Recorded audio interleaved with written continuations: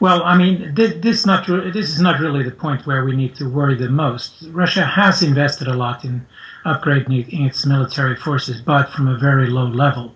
And much of that investment has been stolen, has disappeared, and has been spent on substandard components, making us wonder if even what looks like cutting-edge military hardware really would work. On the other hand, while the West has been cutting back, it has been cutting back from a very high level. So the two are not really getting very close to each other. If push came to shove and it really were to become a major confrontation between Russia and NATO, it would be over in a few hours.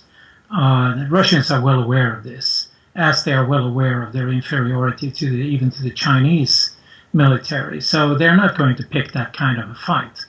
What we need to worry about is that if, and wars do not always start because people wanted it, if it really comes to a shooting war between Russia and NATO, then we must be realistically ready to face the fact that the Russians will go nuclear at a very early stage. They view tactical nuclear weapons as some sort of reinforced battlefield artillery. So they have very sophisticated missiles and delivery vehicles. So if it really comes to a shooting war between Russia and NATO, it will get nuclear, and that is really horribly ugly. So hopefully all parties in this conflict will remain sane and will save us from that.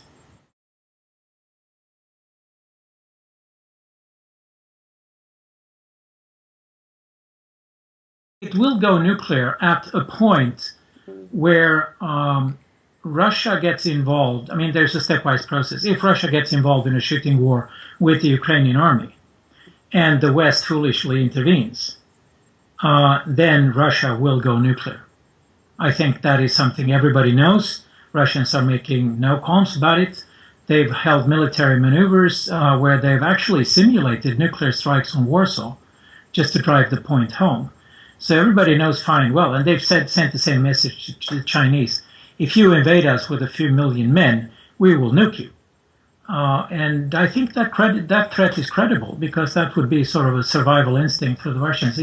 Either we go down alone or we go down together, then it's better we go down together.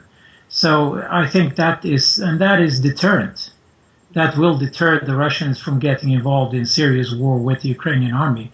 And it will deter the Americans or NATO from getting involved, because the outcome would be so horrible.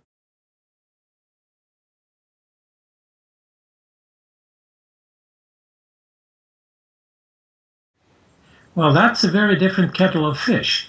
When we say that the Soviet leftover forces in Ukraine and in Russia were the same 20 years ago, Russia has seriously upgraded its share of what it inherited from the Soviet Union.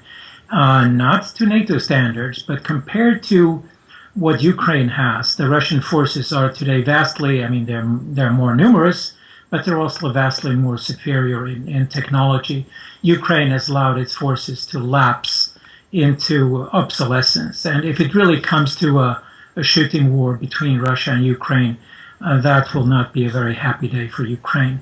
What is mainly in focus now is the Black Sea Fleet, which the Russians are claiming ownership to, and they're forcing Ukrainian captains, ships, and even the commanding admiral to switch sides and swear allegiance to the Russian side.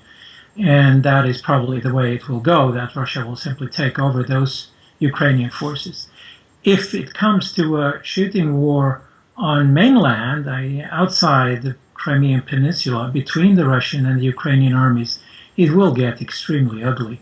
We cannot exclude a civil war within the Ukrainian forces that are Russian and Ukrainian. And the Russian leadership will have to face the fact that if they attack Ukraine, they're going to be shedding a lot of Russian blood.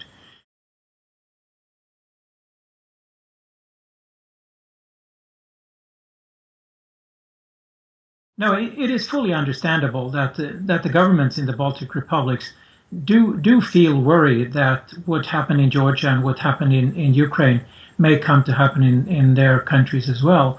And it is fully understandable that they are now demanding consultations with NATO, which they are members of, according to Article 4 on mutual defense, the so-called musketeer paragraph, one for all and all for one.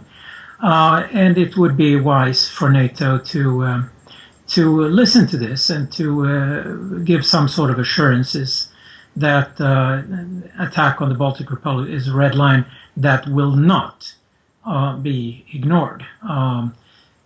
But from my point of view, I don't really think that there is any serious ground for the Baltic republics to worry. This is something that has to do with Russia and Ukraine. It has to do with Crimea and the Black Sea Fleet. It has to do with what Russia regards as its vital interests. And Russia and Ukraine cannot, from a Russian point of view, be separated, because that would be the end of Russia.